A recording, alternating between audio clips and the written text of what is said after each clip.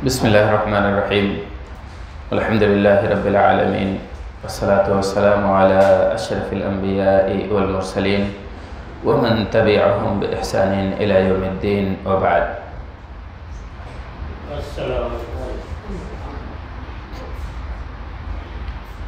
معزز حاضرین کرام، میری ماں اور بہنوں، آج انشاءاللہ ہماری گفتگو اس موضوع پر ہوگی کہ بچوں کی تربیت میں خواتین کی ذمہ داریاں کیا ہیں، ہماری مثالی ماؤں نے اپنے عمل کے ذریعے سے ہمیں کون سا درس دیا ہے۔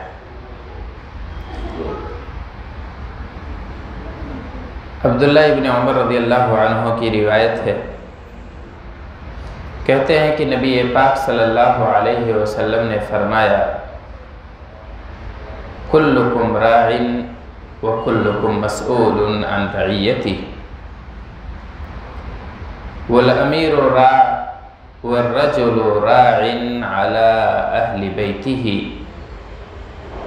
والمرأة راعیۃ علی بیت زوجها وولدہ وہی مسئولۃ عنہ، رواہ البخاری۔ یہ صحابی نبی پاک صلی اللہ علیہ وسلم کی روایت بیان کرتے ہیں اور کہتے ہیں کہ اللہ کے رسول صلی اللہ علیہ وسلم نے فرمایا کہ دیکھو، ہر شخص ذمہ دار ہے اور ہر شخص کے بارے میں اس کی ذمہ داریوں کے تعلق سے پوچھا جائے گا، سوال کیا جائے گا۔ اللہ تبارک تعالی حساب لے گا، اللہ تبارک تعالی ہم سے پوچھے گا ہماری ذمہ داریوں کے بارے میں۔ امیر یہ مسئول ہے، ذمہ دار ہے، ایسے ہی آدمی اپنے گھر والوں کا ذمہ دار ہے، اور عورت بھی اپنے شوہر کے گھر اور اس کے بچے کی ذمہ دار ہے۔ وہی مسئولۃ عنہم، اور عورت سے سوال کیا جائے گا اس کی ذمہ داری کے تعلق سے۔ ظاہر ہے جب یہ ہماری ذمہ داری بن گئی، جب ہماری مسئولیت بن گئی، ایسی ذمہ داری جس کے بارے میں حساب لیا جائے گا، جس کے بارے میں سوال کیا جائے گا، تو اس کی ادائیگی کی ہمیں فکر ہونی چاہیے، اور یہ ذمہ داری نہایت امانت کے ساتھ ادا کرنی چاہیے۔ آپ جانتے ہیں کہ اسلام میں خواتین کا جو کردار ہے، تعلیم و تربیت یا عبادت اور دیگر معاملات میں وہ کوئی الگ نہیں ہے۔ مردوں کی طرح ذمہ داریاں انہیں بھی تعلیم و تربیت کی نبھانی چاہیے، اپنے بچوں کی پرورش و پرداخت جو ان کا اپنا دائرہ ہے، اور ہر طرح کی فکر مندیاں جیسے باپ کے دل میں ہوتی ہیں ویسے ماں کے دل میں بھی ہونی چاہیے۔ اللہ تبارک تعالیٰ نے ایک آیت میں فرمایا کہ ان المسلمین والمسلمات والمؤمنین والمؤمنات والقانتین والقانتات والصادقین والصادقات والصابرین والصابرات والخاشعین والخاشعات والمتصدقین والمتصدقات اور والصائمین والصائمات والحافظین فروجہم والحافظات والذاکرین اللہ کثیرا والذاکرات اعد اللہ لہم مغفرتا واجرا عظیما۔ اللہ تبارک تعالیٰ نے جہاں مردوں کا ذکر کیا، جہاں ان خوبیوں اور صفات کا تذکرہ مردوں کا کرتے ہوئے بیان کیا، وہیں عورتوں کا بھی ذکر کیا۔ حالانکہ مسلم اور مومن میں خاتون اور مرد سب داخل ہیں، لیکن اللہ تبارک تعالیٰ نے جہاں مومنین کہا وہیں مومنات بھی کہا، جہاں مسلمین کہا وہیں مسلمات کہا، جہاں قانتین کا تذکرہ ہوا وہیں قانتات کا ہوا۔ یہ مختلف جو 10 اوصاف آیت کریمہ میں ہیں، اللہ تبارک تعالیٰ نے ان کا خصوصی اہتمام کرتے ہوئے فرمایا، کہا بلا شبہ مسلمان مرد اور مسلمان عورتیں، مومن مرد اور مومن عورتیں، اللہ تبارک تعالیٰ کی فرما برداری کرنے والے مرد اور فرما برداری کرنے والی عورتیں، سچ بولنے والے مرد اور سچ بولنے والی عورتیں، اللہ تبارک تعالیٰ سے ڈرنے والے مرد اور اللہ تبارک تعالیٰ سے ڈرنے والی عورتیں، صبر کرنے والے مرد اور صبر کرنے والی عورتیں، صدقہ و خیرات کرنے والے مرد اور صدقہ و خیرات کرنے والی عورتیں، روزہ رکھنے والے مرد اور روزہ رکھنے والی عورتیں، اللہ تبارک تعالیٰ کا خوب زیادہ ذکر کرنے والے مرد اور خوب زیادہ ذکر کرنے والی عورتیں، اپنے شرمگاہوں کی حفاظت کرنے والے مرد اور اپنے شرمگاہوں کی حفاظت کرنے والی عورتیں۔ اللہ تبارک تعالیٰ نے ان سب کے لیے بہت اچھا اجر تیار کر رکھا ہے۔ اللہ تبارک تعالیٰ نے ان کے لیے مغفرت اور بخشش رکھی ہوئی ہے۔ تو یہ اللہ تبارک تعالیٰ نے خواتین کا اہتمام کیا، مردوں کے ساتھ ان کا خصوصی تذکرہ کیا، اس لیے ہمیں اپنی ذمہ داریاں محسوس کرنی چاہیے اور اسے ادا کرنے کی ہمارے دلوں میں فکر مندی ہونی چاہیے۔ اللہ تبارک تعالیٰ نے خواتین کی ذمہ داری بہت بڑی رکھی ہے۔ یہ جن جن رشتوں سے منسلک ہوتی ہیں، جن جن رشتوں سے جیتی ہیں، جو جھیلتی اور برداشت کرتی ہیں، ان رشتوں کو اللہ تبارک تعالیٰ نے نہایت محترم قرار دیا ہے۔ اسلام نے ان کا رتبہ بڑھایا ہوا ہے۔ اب خاتون چاہے بیٹی کی حیثیت سے زندگی گزار رہی ہو، یا بہن کی حیثیت سے، یا وہ بیوی کی حیثیت سے ہو، یا ماں کی حیثیت سے، یہ چاروں رشتے مقدس ہیں۔ اللہ تبارک تعالیٰ نے ان کو تقدیس عطا فرمائی ہے، ان کو محترم قرار دیا ہے۔ نبی پاک صلی اللہ علیہ وسلم نے اپنی زبان مبارک سے ان کے لیے بشارتیں دی ہیں، ان کے لیے الگ سے تذکرہ کیا ہے اور خوشخبریاں سنائی ہیں۔ نبی پاک صلی اللہ علیہ وسلم نے فرمایا، ایک دفعہ کہا، من ابتلی من هذه البنات بشیء کن لہ سترا من النار، اگر ان اور بیٹیوں کے ذریعے سے، بہنوں کے ذریعے سے اللہ تبارک تعالیٰ اگر کسی کا امتحان لے رہا ہے تو اسے گھبرانا نہیں چاہیے، پریشان نہیں ہونا چاہیے، بلکہ یہ اس کے لیے جہنم سے آڑ بن جائیں گی۔ نبی پاک صلی اللہ علیہ وسلم نے کہا، من عال بنتین او ثلاث بنات او اختین او ثلاث اخوات انا وہو کہاتین فی الجنہ۔ اللہ کے رسول صلی اللہ علیہ وسلم نے دیکھیے اس رشتے کو کتنا اونچا مقام دیا۔ فرمایا کہ جس نے من عال بنتین، جس نے 2 بیٹیوں کی پرورش کی ہے، یا 3 کی پرورش کی ہے، یا 2 بہنوں کو پالا ہے، یا 3 بہنوں کی پرورش کی ہے، تو میں اور وہ جنت میں ایسے ہوں گے۔ نبی پاک صلی اللہ علیہ وسلم نے اپنی انگشت مبارک ملائی اور اس کے بعد ایسے سامعین کی طرف اشارہ کرتے ہوئے فرمایا کہ میں اور وہ ایسے ہوں گے۔ اب آپ اپنی انگلیاں اٹھائیے اور دیکھیے کتنا فرق ہے دونوں میں۔ وسطیٰ اور سبابہ دونوں انگلیوں میں معمولی سا فرق ہے۔ مطلب یہ ہوا کہ نبی پاک صلی اللہ علیہ وسلم کا جو اعلیٰ مقام ہے جنت میں، جو اعلیٰ ترین رتبہ ہے، وہاں تک آدمی پہنچ جائے گا صرف بیٹی کی صحیح پرورش کرنے کی وجہ سے، بہن کی صحیح دیکھ ریکھ کی وجہ سے اللہ تبارک تعالیٰ نبی پاک صلی اللہ علیہ وسلم کے قریب کر دے گا۔ کچھ محدثین کہتے ہیں کہ جیسے یہ دونوں انگلیاں ملی ہوئی ہیں، ایسے ہی بالکل پاس پاس اور قریب قریب جنت میں ہوں گے ایسے لوگ۔ اور اسی طریقے سے اگر وہ ماں کی حیثیت سے ہے یا بیوی کی حیثیت سے، تو ان کا بھی رتبہ بہت بڑھ جاتا ہے۔ ماں کے بارے میں آپ جانتے ہی ہیں کتنا عظیم رتبہ اسلام نے ماں کو دیا ہے۔ ایک صحابی آتے ہیں، کہتے ہیں نبی پاک صلی اللہ علیہ وسلم من احق الناس بحسن صحابتی، میرے اچھے کیریکٹر، میرے اچھے برتاؤ، میرے اچھے سلوک کا پہلا حقدار کون ہے؟ آپ صلی اللہ علیہ وسلم نے کہا تمہاری ماں ہے۔ اس نے پھر پوچھا کہ اس کے بعد؟ نبی پاک صلی اللہ علیہ وسلم نے کہا تمہاری ماں۔ پھر سوال ہوا، آپ نے کہا تو امک، تمہاری ماں ہے۔ یہ رتبہ اللہ تبارک تعالیٰ نے ماؤں کو دیا ہے۔ اور اس کے بعد صحابی نے جب سوال کیا تب آپ نے کہا ابو، تمہارے باپ کا درجہ ہے۔ تو ماں باپ کا درجہ بہت اونچا ہے، اور اس میں ماں کا مقام مزید اونچا رکھا ہے، اسلام نے بہت احترام دیا ہے۔ آپ نے سنا ہوگا، جانتے ہیں کہ کہا جاتا ہے کہ ماں کے قدموں کے نیچے جنت ہے۔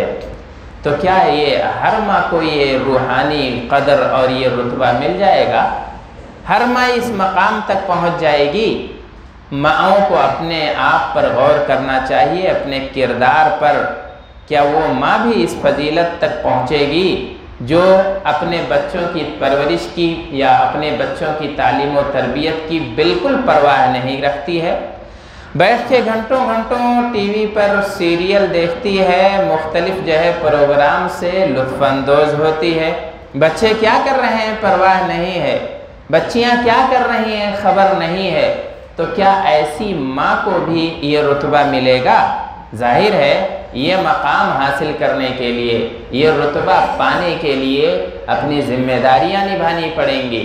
آپ سیریل دیکھتی رہیں، آپ مختلف پروگرام دیکھتی رہیں، آپ فیس بک سے لطف اندوز ہوتے رہیں، آپ اور دیگر طرح کے جو سوشل میڈیا وغیرہ ہیں اس میں اپنی دلچسپی کی چیزیں دیکھتی اور ڈھونڈتی رہیں، اور سوچیں کہ میرے پاؤں کے نیچے جنت بھی رہے۔ تو جنت ایسی ماؤں کے قدموں تلے نہیں ملے گی، بلکہ مثالی ماں بننی چاہیے، جیسے صحابیات نے مثالیں پیش کی ہیں، جیسے ہمارے اسلاف کی خواتین نے پیش کی ہیں، اور جیسے ہماری ماضی کی ماؤں نے جو شاندار مثالیں قائم کی ہیں، اپنی ذمہ داریاں سمجھی ہیں۔ جب آپ ایسا کریں گی تب آپ اس عظیم رتبے پر فائز ہو سکتی ہیں۔ اور اس کے بعد نبی پاک صلی اللہ علیہ وسلم نے بیویوں کا بھی بہت اونچا مقام بتایا ہے۔ بیویوں کے تعلق سے اللہ کے رسول صلی اللہ علیہ وسلم کی وہ مشہور حدیث، آپ نے کہا کہ خیرکم خیرکم لأہلہ وأنا خیرکم لأہلی، کہ دیکھو تم میں زیادہ بہتر بھلا انسان وہ ہے جو اپنے بیوی بچوں کے ساتھ بھلا ہو، اور میں اپنے بچوں کے ساتھ، اپنے بیوی بچوں کے ساتھ، اپنے اہل و عیال کے ساتھ بہت بہتر ہوں۔ نبی پاک صلی اللہ علیہ وسلم نے یہ بات مزید سمجھانے کے لیے اپنی مثال دی، کہا دیکھو میرا کردار دیکھو، میری بیویوں کے ساتھ، ازواج مطہرات کے ساتھ میرا رویہ دیکھو کہ میں کیسے ان کے ساتھ زندگی گزارتا ہوں۔ تو ایسے ہی ہر آدمی اگر یہ دیکھنا چاہتا ہے، جاننا چاہتا ہے کہ میں اچھا ہوں کہ برا ہوں، تو وہ اپنا کردار اپنے اہل و عیال کے ساتھ دیکھ لے، اپنے قریبی لوگوں کے ساتھ دیکھ لے، اپنے بیوی بچوں کے ساتھ اپنا برتاؤ دیکھ لے، اور اس کے بعد اپنے آپ کو وزن کر لے کہ وہ بھلا ہے یا برا ہے۔ تو گویا کہ یہ بیویاں بھی معیار ہیں خیر اور شر ناپنے کا۔ ہو سکتا ہے آدمی باہر کی زندگی، بناوٹی زندگی جی رہا ہو سکتا ہے پبلک لائف اس کی الگ ہو اور گھریلو زندگی الگ ہو، ممکن ہے اپنے دوستوں کے ساتھ جب بیٹھتا ہو تو بڑا پارسا بن جاتا ہو، بڑا شریف نظر آنے لگتا ہو، لیکن ظاہر ہے اصل پارسائی وہ ہے جب آپ گھر کے بند کمروں میں پارسائی دکھائیں، جب اپنے بال بچوں کے ساتھ پارسائی دکھائیں، جب اپنے بیویوں کے ساتھ، اپنے بیوی کے ساتھ، اپنے ماں باپ کے ساتھ، اپنے اہل و عیال کے ساتھ اچھا برتاؤ اپنائیں، تب آپ کا اچھا اخلاق اچھا مانا جائے گا، تب سمجھا جائے گا کہ آپ بھلے ہیں، آپ کے اندر خیر ہے۔ لیکن باہر کی زندگی معیار نہیں ہے۔ تو گویا کہ بیویوں کے ساتھ بہترین برتاؤ کرنا بہترین انسان کی پہچان ہے۔ یہ مقام اللہ تبارک تعالیٰ نے خواتین کو دیا ہے، ہمارے دین نے، ہمارے اسلام نے یہ رتبہ انہیں بخشا ہے۔ تو یہ رتبہ پانے کے لیے ہم نے یہ جانا کہ اسلامی ہدایتوں پر عمل کرنا ضروری ہے۔ کچھ سالوں پہلے کی مثالیں دیکھیں، ہماری ماؤں کی لوریوں میں قرآن پاک کی آیات ہوا کرتی تھیں۔ ہماری ماؤں کی گود سے بچے بہت کچھ سیکھا کرتے تھے اور بہت ساری کہانیاں، اسلام کی سچی کہانیاں سنا کرتے تھے اور صحابیات کے واقعات سنا کرتے تھے۔ لیکن آج المیہ یہ ہے کہ ہماری ماؤں کی گود سونی ہو گئی ہے، وہاں تربیت کا کوئی سامان نہیں نظر آتا ہے۔ ان کی لوریوں میں بچوں کے لیے بچوں کی تہذیب اور ثقافت کا کوئی سامان نہیں نظر آتا ہے، بس ان کے ہاتھوں میں موبائل ہے، ان کے دماغوں میں خرافات ہے اور ان کے ذہنوں میں طرح طرح کی گندگی ہیں جو یورپی اور مغربی کلچر کے نتیجے میں ہمارے گھروں میں گھس گئی ہیں۔ میری ماؤں اور بہنوں، اپنی ذمہ داریاں سمجھو، اپنا مقام جانو، اپنا رتبہ جانو، اور اگر یہ گندگیاں دلوں میں ہیں تو اپنے دلوں کو پاک و صاف کرو، اپنی نظروں کو پاک کرو، اپنی زبان کو صحیح کرو، اپنی لوریوں کو آباد کر لو، تاکہ یہاں سے پھر دین کے جیالے پیدا ہوں، یہاں سے دین کے شہسوار پیدا ہوں اور اللہ تبارک تعالیٰ کے دین کے محافظ تیار ہوں تمہاری گود سے، اس لیے کہ تم نے نسلوں کی آبیاری کی ہے۔ تم نے جتنے مرد ہیروز ہیں تم سب ان کی مائیں ہو، اس لیے اپنی ذمہ داریاں سمجھو۔ تمہاری گود یہ بچے کی تعلیم کا پہلا مدرسہ ہے، پہلا مقام ہے، یہیں سے بچوں کے ذہن میں تعلیم و تربیت کی فکر آتی ہے اور یہی انہیں صحیح سمت ملتی ہے۔ یہاں بہکیں گے سنبھلنا بہت مشکل ہو جائے گا، اس لیے اپنے آپ کو سنبھالو۔ زبان ہی کافی نہیں ہے، بلکہ اپنے بچوں کی تربیت کے لیے ہمیں اپنا کیریکٹر اور سلوک صحیح کرنا یہ سب سے اہم ہے، کیونکہ ہمارے بچے نقال ہوتے ہیں۔ ہمارے بچے یہ نہیں دیکھتے کہ میری ماں کہہ کیا رہی ہے، میرے باپ کی ہدایتیں کیا ہیں، بلکہ ان کی نظر زیادہ اس پہ رہتی ہے کہ ان کی حرکتیں کیا ہیں، ان کا سلوک کیا ہے، یہ کرتے کیا ہیں۔ ہمارے چھوٹے چھوٹے معصوم بچے ہمارا کردار دیکھتے ہیں، ہمارا رویہ دیکھتے ہیں۔ آپ کو زبان سے کہنے کی ضرورت نہیں ہے، ہر مرحلے میں ضروری نہیں ہے تربیت کے لیے کہ ہماری مائیں ہمیشہ درس دیتی رہیں، اچھی کہانیاں سناتی رہیں، بلکہ اس کے لیے سب سے اہم ہے کہ اپنا رویہ درست کر لیں، اپنا کیریکٹر درست کر لیں۔ ہماری مائیں ہمارے معصوم بچوں کے ساتھ کتنے اختلافات گھروں میں ہوتے ہیں، اپنے شوہروں کے ساتھ کیسی غلط زبان استعمال کرتی ہیں، یہاں تک کہ گالیاں تک استعمال کرتی ہیں، اور ہمارے بچے ہماری ہی زبان سے ہمارے ہی گھر میں گندی گالیاں سیکھ لیتے ہیں، گندا رویہ سیکھ لیتے ہیں۔ اس لیے اگر آپ کو اپنے بچوں کی پرواہ ہے تو ان کے سامنے کوئی بھی ایسی حرکت مت کیجیے جو ان کی نشو و نما پر غلط اثر ڈالے، جو ان کی تربیت پر منفی اثر ڈالے۔ آپ ایسے رویوں سے اجتناب کیجیے، گرچہ چھوٹے بچے ہی کیوں نہ ہوں۔ عبداللہ ابن عباس رضی اللہ عنہ کے بارے میں آتا ہے کہ وہ شیر خوار بچے، ننھے بچے کے ساتھ بھی بیوی کے ساتھ مباشرت کا عمل نہیں کرتے تھے یا ہم بستری وغیرہ سے اجتناب کیا کرتے تھے، اس لیے کہ ابھی تو بچہ بالکل معصوم ہے، ابھی تو اسے کچھ شعور نہیں ہے، لیکن پھر بھی یہ اہتمام ہوا کرتا تھا۔ تو ہمیں بھی یہ سب اہتمام کرنا چاہیے اور اپنے بچوں کے ساتھ کبھی بھی اختلافات وغیرہ، میاں بیوی کے ساتھ اختلافات ہو سکتے ہیں اور اختلاف بہت ممکن ہے، لیکن لڑائی جھگڑے کا مقام وہ نہیں ہے کہ بچے سامنے موجود ہوں، آپ وہاں لڑائی جھگڑا کریں، آپ وہاں گالی گلوچ دیں، گندی زبان استعمال کریں، آپ کے بچوں کی تربیت خراب ہوگی اس سے، اور اس سے ہمیں اور آپ کو احتراز کرنا چاہیے، بچنا چاہیے۔ ہماری مائیں جو بچپن میں ہمارے بچوں کو سکھاتی ہیں وہ پتھر کی لکیر کی طرح ذہن و دماغ پہ نقش ہو جاتا ہے۔ اسی لیے صحابیات کا جو عمل ہے، کردار ہے، وہ کہتے ہیں ہم بچوں کو اب چھوٹے بچپن ہی سے اسلام کی تعلیمات دیتے رہتے تھے، انہیں دین سکھاتے رہتے تھے، عبادت کا عادی بناتے رہتے تھے، عبادتوں کا مشق کراتے رہتے تھے۔ ربیع بنت معوذ رضی اللہ عنہا کہتی ہیں کہ پہلے عاشورہ کے دن کا روزہ ہم رکھا کرتے تھے، اس کے بعد جب ماہ رمضان کا مکمل 1 مہینے کا روزہ اسلام نے ہم پر فرض کر دیا تب اس کی فرضیت ساقط ہو گئی، لیکن اس کے باوجود بھی رمضان کا روزہ رکھنے کے باوجود بھی ہم عاشورہ کے دن کا روزہ رکھا کرتے تھے، اپنے بچوں کو بھی یہ روزہ رکھوایا کرتے تھے، اور جب انہیں بھوک لگتی تھی ہمارے سامنے رونے لگتے تھے، پیاس کی شدت برداشت نہیں ہوتی تھی، ہم سے شکوہ کرنے لگتے تھے، تب ہم اپنے ان بچوں کو اون کا کھلونا دے کے بہلا دیا کرتے تھے، یہاں تک کہ افطاری کا وقت ہو جاتا تھا۔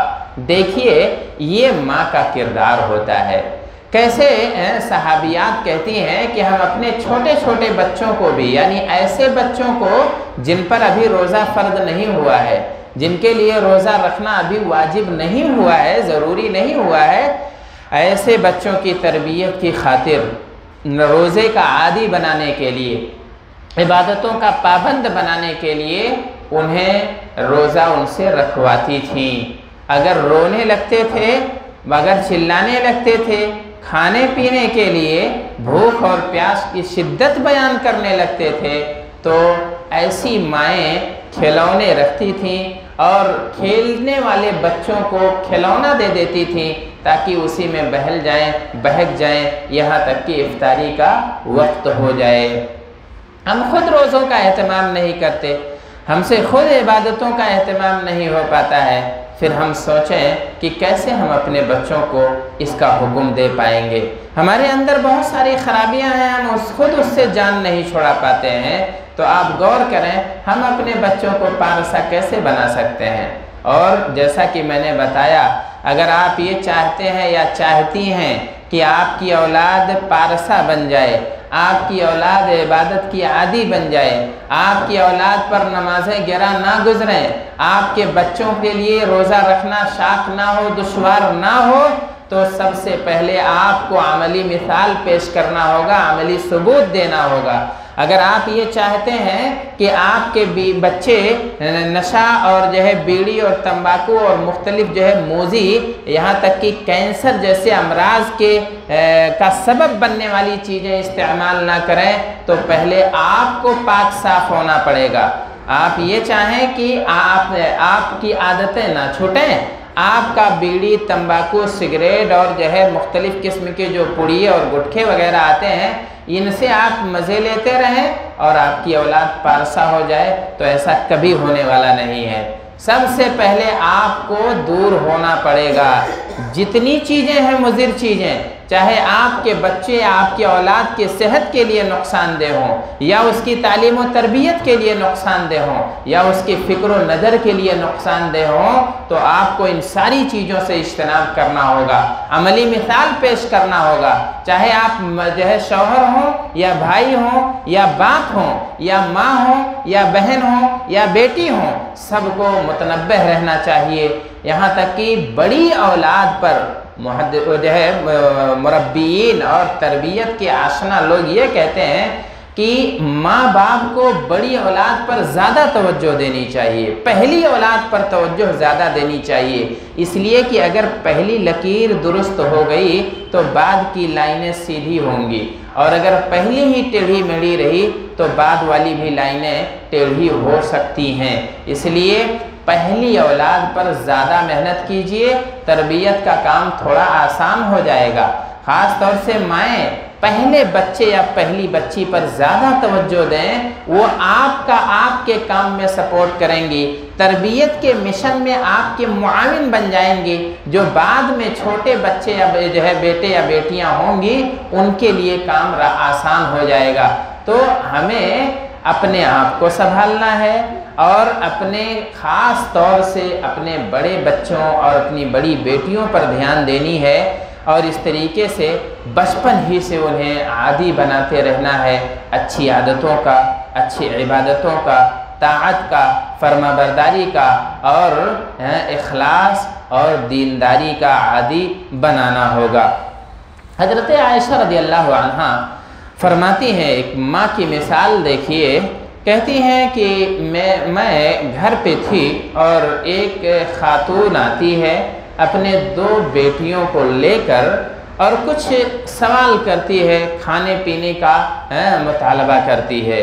میں نے گھر میں دیکھا کچھ بھی نہیں تھا سوائے 3 دانے کھجور کے، میں نے لا کے اس ماں کے ہاتھ میں دے دیا اور میں نے دیکھا کہ اس ماں نے اپنے دونوں بیٹیوں میں ایک دانے تقسیم کر دیے اور ایک دانے سے اپنی بھوک مٹانا چاہ رہی تھی کہ اتنے میں ایک بچی نے پھر سوال کر لیا کھجور کا۔ اب اس ماں نے ممتا کے جذبے سے معمور ہو کر اب وہ دانہ جو اپنے منہ میں ڈالنے والی تھی اسے 2 حصوں میں تقسیم کرتی ہے اور اپنی دونوں بیٹیوں کو دے دیتی ہے۔ یہ منظر دیکھ کر حضرت عائشہ رضی اللہ عنہا کافی متاثر ہوتی ہیں۔ نبی پاک صلی اللہ علیہ وسلم جب گھر آتے ہیں آپ صلی اللہ علیہ وسلم سے اس کا تذکرہ کرتی ہیں اور کہتی ہیں کہ میرے ساتھ ایک آج ایسا معاملہ ہوا، ایک ماں تھی، اس کے ساتھ 2 بیٹیاں تھیں، بھوک سے پریشان تھیں، گھر میں کچھ اتنا تھا نہیں کہ میں ان کی بھوک مٹا سکوں، میرے پاس صرف 3 دانے کھجور کے تھے، میں نے اسے دے دیا اور ایسا معاملہ ہوا ہے۔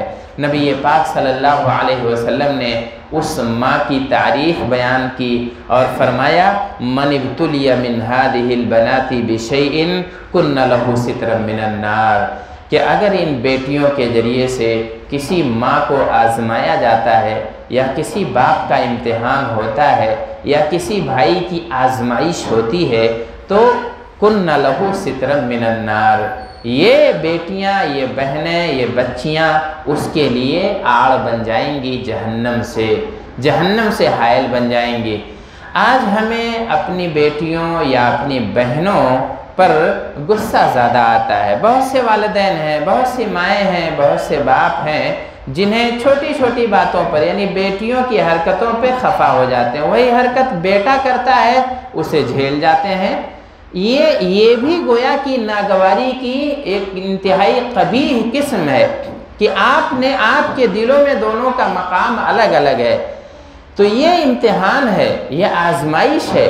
اگر اس امتحان میں کوئی مبتلا ہے تو اسے متنبہ ہونا چاہیے اور اسے چونکنا چاہیے کہ کیا ہمارے دلوں میں بیٹے اور بیٹیوں کے تعلق سے الگ الگ جذبات پائے جاتے ہیں، کیا دونوں کا میرے دل میں وہی مقام ہے یا نہیں ہے۔ اگر ایسا نہیں ہے تو آپ یہ سمجھیے کہ آپ امتحان میں فیل ہو رہے ہیں، آپ ناکام ہو رہے ہیں، اور آپ اگر ان کے تعلق سے اچھے جذبات رکھتے ہیں، آپ کو ان کی چھوٹی موٹی باتوں سے، چھوٹی موٹی حرکتوں سے بہت زیادہ ناراضگی نہیں ہوتی ہے، آپ کی زبان خراب نہیں ہوتی ہے، آپ کا رویہ، آپ کا برتاؤ خراب نہیں ہوتا ہے، بلکہ آپ خوشی سے اسے جھیل جاتے ہیں، برداشت کر لیتے ہیں، بیٹیوں کی ولادت برداشت کر لیتے ہیں، ان کی پرورش برداشت کر لیتے ہیں، ان کی خوشیاں جھیل لیتے ہیں، تو آپ سمجھیے کہ آپ کامیاب ہیں، اور یہی آپ کا رویہ آپ کو جہنم سے بچانے کا کام کرے گا۔ حضرت ام سلیم رضی اللہ عنہ کا کردار ماؤں کے لیے بہت مفید ہے، اور اس سے پہلے ایک مثال حضرت ان کا واقعہ ہے ہند بنت عتبہ رضی اللہ عنہ کا۔ یہ شادی ہوتی ہے ان کی ابو سفیان سے، جو کہ ان کے بارے میں ان کی بیوی کی گواہی یہ ہے کہ وہ رجل شحیح، وہ کافی بخیل آدمی ہے۔ نبی پاک صلی اللہ علیہ وسلم کے پاس ایک دفعہ آتی ہیں، شکایت کرتی ہیں، کہتی ہیں کہ میرے شوہر کافی بخیل ہیں، یہاں تک کہ بخیلی کا حال یہ ہے کہ بچوں پر بھی خرچ نہیں کرتے ہیں۔ تو انہوں نے سوال کیا کہ کیا میں اپنے شوہر کے مال سے ان کی اجازت کے بغیر کچھ پیسہ لے سکتی ہوں؟ اس میں کوئی گناہ تو نہیں ہوگا؟ اللہ کے رسول صلی اللہ علیہ وسلم نے فرمایا خُذِي مِن مَالِهِ مَا يَكْفِيكِ وَيَكْفِي بَنِيكِ۔ نبی پاک صلی اللہ علیہ وسلم نے کہا ان کے مال سے، یعنی اپنے شوہر کے مال سے اتنا لے سکتی ہو جتنے میں تمہارا کام چل جائے، تمہارے بال بچوں کا کام چل جائے۔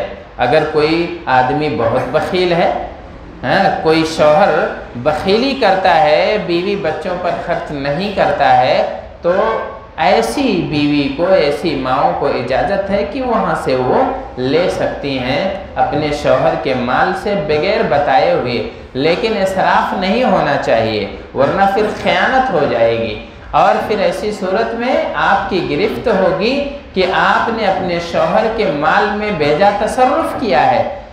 اللہ کے رسول صلی اللہ علیہ وسلم نے یہ شرط لگائی اور کہا ما یکفیکی و یکفی بنی، بس اتنا ہی لے سکتی ہو جتنا تمہاری ضرورت جتنے سے پوری ہو جائے اور تمہارے بال بچوں کی ضرورت جتنے سے پوری ہو جائے۔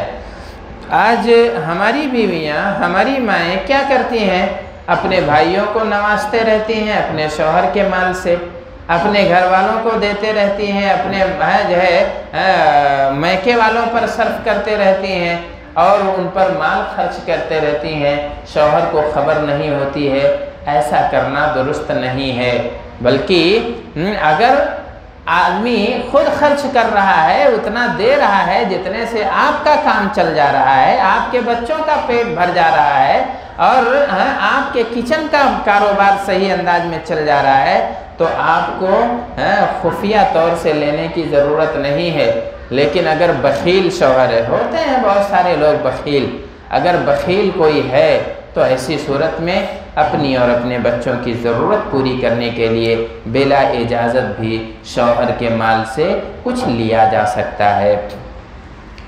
ام سلیم رضی اللہ عنہ کا معاملہ یہ ہے کہ ان کا جو پہلا نکاح ہوتا ہے وہ مالک ابن نضر سے ہوتا ہے۔ یہ اسلام نہیں لاتے ہیں، لیکن ام سلیم رضی اللہ عنہ ایک پڑھی لکھی خاتون تھیں، ایک عالمہ تھیں، ایک داعیہ تھیں، صحابیہ تھیں۔ انہوں نے پہلے اسلام قبول کر لیا اپنے گھر والوں سے، اپنے شوہر سے پہلے ہی۔ حالانکہ معاملہ یہ ہوتا تھا کہ پہلے مرد اسلام لاتا تھا، حق کی معرفت حاصل کرتا تھا، اور اس کے بعد جو ہے آ کے گھر میں تبلیغ کرتا تھا، اپنی بیوی کو سمجھاتا تھا، اپنے بچوں کو قائل کراتا تھا۔ لیکن یہاں اس گھر میں معاملہ الٹا ہوا تھا۔ پہلے اس گھر کی خاتون نے حق کو پہچانا، نبی پاک صلی اللہ علیہ وسلم کے دین کو اپنے دلوں میں بسایا، اور اس کے بعد اپنے شوہر کو بتانے لگیں، اپنے شوہر مالک ابن نضر کو سمجھانے لگیں اور کہا دیکھو میں نبی پاک صلی اللہ علیہ وسلم جو دین لے کر آئے ہیں اسے میں اپنا چکی ہوں، اور اگر آپ نہیں اپناتے ہیں تو ایسی صورت میں پھر ہماری اور تمہارے درمیان جدائی ہو جائے گی۔ بہرحال یہ سمجھاتی رہی اور اس کا نتیجہ یہ نکلا کہ مالک ابن نضر اسلام کی نفرت سے بھرتا چلا گیا، دور ہوتا چلا گیا۔ اب ام سلیم رضی اللہ عنہ اور ان کے شوہر مالک ابن نضر میں اختلافات بڑھنے لگے اور جو ہے تنازعات کھڑے ہونے لگے۔ پھر اس نے ایک دن دھمکی دی اور کہا کہ اگر تم ہمارے آبا و اجداد کے دین میں واپس نہیں آتی ہو تو پھر میرے اور تمہارے درمیان جدائی ہو جائے گی۔ لیکن بہرحال انہوں نے جو دین اپنایا تھا اس کو قلب و نظر میں ایسا اتار لیا تھا کہ اب اس سے دوبارہ انحراف ممکن نہیں تھا۔ اور ایک دن ایسا ہوا کہ خود مالک ابن نضر اپنے ننھے سے بچے انس کو اور اپنی بیوی ام سلیم کو چھوڑ کے شام کی طرف چلا گیا، اور وہیں ایک عرصے کے بعد اس کا انتقال ہو جاتا ہے۔ اب سلیم رضی اللہ عنہ کے پاس شادی کا پیغام آنے لگتا ہے۔ انہوں نے کہا، ہر پیغام پہ یہی کہا کہ اب میں نے شادی نہ کرنے کا فیصلہ کیا ہے، یہاں تک کہ میرا بچہ بڑا ہو جائے۔ تو انس رضی اللہ عنہ جب یہ بڑے ہو گئے تب اس کے بعد جو ہے انہوں نے شادی کی۔ تو ہمارے کہنے کا مطلب یہ ہے کہ ماں کو اپنے بچے کی تعلیم و تربیت کی پرواہ ہوئی۔ سلیم رضی اللہ عنہ اب ان کے شوہر سے جدائی ہو گئی تھی، اب وہ تنہا تھیں، بیوہ ہو گئی تھیں، اب ایک ننھا سا بچہ ہے، اس کی تعلیم و تربیت کی پرواہ اس ماں کو ہوتی ہے۔ ایک دن خیال آتا ہے کہ کیوں نہ نبی پاک صلی اللہ علیہ وسلم کی صحبت میں دے دوں اور وہیں میرا بچہ تعلیم و تربیت کے زیور سے بھی آراستہ ہوتا رہے گا، نبی پاک صلی اللہ علیہ وسلم کی خدمت بھی کرتا رہے گا۔ یہ ماں اپنے ننھے سے بچے کو لے کر نبی پاک صلی اللہ علیہ وسلم کے دربار میں حاضر ہوتی ہے اور اپنا مسئلہ بتاتی ہے۔ نبی پاک صلی اللہ علیہ وسلم دعا دیتے ہیں اور جو ہے یہ ہوتا ہے کہ وہ اللہ کے رسول صلی اللہ علیہ وسلم کی خدمت میں اپنے چھوٹے سے بچے کو چھوڑ کے چلی آتی ہیں۔ مائیں سوچیں ذرا، غور کریں کہ انگلیاں تھامے ہوئے بچے کو یا آنچل پکڑے ہوئے ننھے منھے بچے کو، پاؤں سے لپٹے ہوئے بچے کو چھوڑ کے کسی اور جگہ ماں کے لیے اپنے گھر چلے آنا کتنا دشوار کام ہے، لیکن اس ماں نے یہ بارے گراں برداشت کیا، اپنے دل پر پتھر رکھ کے جدائی برداشت کی اپنے ننھے سے بچے کی، اس کی تعلیم و تربیت کی خاطر۔ یہاں تک کہ جب یہ بڑے ہو گئے حضرت انس رضی اللہ عنہ تو کہتے تھے کہ میری ماں کا مجھ پر بڑا کرم ہے، بڑا احسان ہے کہ میری ابتدائی عمر ہی میں میری ماں نے میری تعلیم و تربیت کا انتظام کیا، اس کی فکر کی اور مجھے نبی پاک صلی اللہ علیہ وسلم کی صحبت سے مشرف کر دیا، اللہ کے رسول صلی اللہ علیہ وسلم کی خدمت کے لیے مجھے وقف کر دیا۔ یہ میری ماں کا میرے اوپر بہت بڑا کرم ہے۔ تو ہر ماں کو یہ کرم کرنا چاہیے اور بچپن ہی سے اس کی تعلیم و تربیت کی پرواہ کرنی چاہیے۔ حضرت سلیم رضی اللہ عنہ ہی کا قصہ ہے کہ جب یہ بڑے ہو جاتے ہیں، حضرت انس رضی اللہ عنہ جیسا کہ انہوں نے کہا تھا کہ جب تک میرا بچہ بڑا نہیں ہوتا تب تک میں شادی نہیں کروں گی۔ جب یہ بچہ بڑا ہو گیا تب ان کے لیے مختلف پیغامات آنے شروع ہوئے۔ اس میں ایک پیغام ابو طلحہ کا بھی تھا جو کہ اسلام نہیں لائے تھے، نوعمر تھے، 24 سال کے جوان تھے اور ان کے سلیم رضی اللہ عنہ کے پہلے شوہر کے قبیلے ہی سے تعلق رکھتے تھے۔ حضرت سلیم رضی اللہ عنہ نے ابو طلحہ سے کہا کہ دیکھو میں نے یہ جدائی برداشت کی تھی دین کی خاطر، اسلام کی خاطر، پھر کیسے تم توقع رکھتے ہو کہ میں تمہارے دین پر رہتے ہوئے بھی تم سے رشتہ استوار کر لوں؟ اس لیے کہ دین کا اختیار کرنا انتہائی ضروری ہے اور میری پہلی شرط ہے۔ بہرحال انہیں یہ سمجھاتی رہیں، سمجھدار تھیں، داعیہ، مبلغہ، عالمہ اور فاضلہ تھیں۔ تو انہوں نے ایک دن ابو طلحہ سے کہا کہ اچھا ابو طلحہ یہ بتاؤ، کیا یہ سچ نہیں ہے کہ تم جس معبود کی پرستش کرتے ہو، جس کی عبادت کرتے ہو، وہ زمین سے اگا ہے، زمین سے پیدا ہوا ہے؟ کیونکہ ان کا جو سب سے بڑا معبود تھا وہ ایک درخت تھا۔ اس لیے انہوں نے کہا کیا یہ حقیقت نہیں ہے کہ عام درختوں کی طرح تمہارا معبود بھی زمین کے پیٹ سے اگا ہوا ہے، پیدا ہوا ہے؟ تب وہ چونکتے ہیں اور کچھ دنوں کے غور و فکر کے بعد انہیں احساس ہو جاتا ہے اپنے باطل خدا کے بطلان کا، اور اس کے بعد جو ہے یہ بھی اسلام قبول کر لیتے ہیں۔ شادی ہو جاتی ہے سلیم رضی اللہ عنہ سے اور اس کے بعد ایک بچہ بھی پیدا ہوتا ہے، ابو عمیر۔ یہ چھوٹا بچہ، ننھا سا بچہ ایک دن بخار میں مبتلا ہو جاتا ہے اور بخار کی کیفیت بڑھتی چلی جاتی ہے اور اچانک پھر بچے کا انتقال ہو جاتا ہے۔ ننھا سا بچہ تھا، چھوٹا سا بچہ، دوسرے شوہر کی پہلی اولاد، تو ظاہر ہے ماں باپ کے لیے یہ بہت بڑے صدمے کی بات تھی، لیکن سلیم رضی اللہ عنہ نے استقامت دکھائی اور وہاں ایک مثالی کردار ادا کرتے ہوئے اپنے ننھے سے بچے کو نہلایا دھلایا، کفن میں لپیٹا اور گھر کے ایک حصے میں انہیں سلا دیا۔ شام کو باہر سے جب ان کے شوہر ابو طلحہ واپس آتے ہیں تو سب سے پہلے اپنے بیٹے کے بارے میں دریافت کرتے ہیں اور کہتے ہیں کہ بیٹا کیسے ہے؟ تو یہ ماں کہتی ہیں کہ ابھی پہلے سے آرام میں ہے، اب وہ آرام پا چکا ہے، سکون میں ہے۔ تو انہیں احساس ہوتا ہے کہ شاید جو ہے بیماری سے یا بخار سے فاقہ ہو گیا ہے۔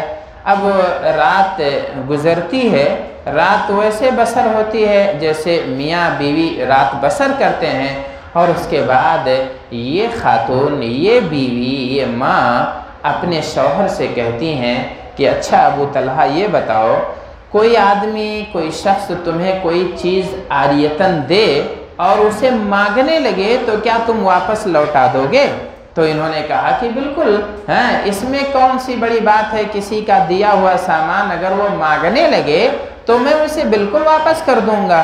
تب انہوں نے کہا کہ پھر اپنے بیٹے کے بارے میں صبر کیجئے، اس لیے کہ وہ انتقال کر چکا ہے، اللہ تبارک تعالیٰ کا پیارا ہو گیا ہے۔ باپ ہیں، جذبات کے شکار ہو جاتے ہیں، خفا ہوتے ہیں اور اس کے بعد کہتے ہیں مجھے تم نے پہلے کیوں نہیں بتایا؟ بہرحال انہوں نے اپنے شوہر کو اس لیے یہ بری خبر نہیں دی کہ کہیں اچانک وہ صدمے میں مبتلا نہ ہو جائیں۔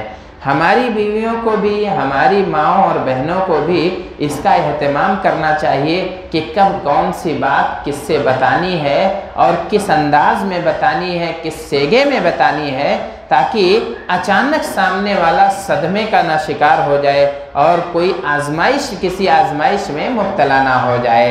تو بہرحال اللہ کے رسول صلی اللہ علیہ وسلم تک یہ بات پہنچتی ہے، نبی پاک صلی اللہ علیہ وسلم ان کی تعریف کرتے ہیں۔